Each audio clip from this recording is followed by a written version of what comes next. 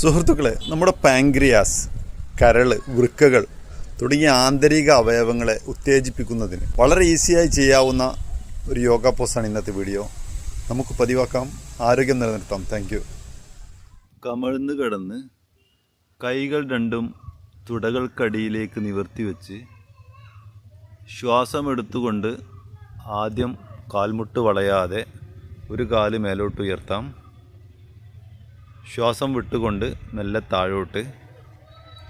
അതുപോലെ രണ്ട് കാലുകളും മാറി മാറി ചെയ്യാം. 4 പ്രാവശ്യമെങ്കിലും ആവർത്തിച്ചു ചെയ്യാം.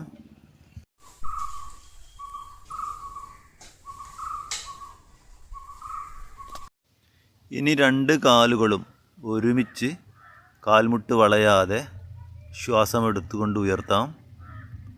അല്പനേരം ഹോൾഡ് ചെയ്ത് ശ്വാസം വിട്ടുകൊണ്ട് സാവധാനം കാലുകൾ താഴ്ത്താം. ആവർത്തിച്ചു ചെയ്യാം.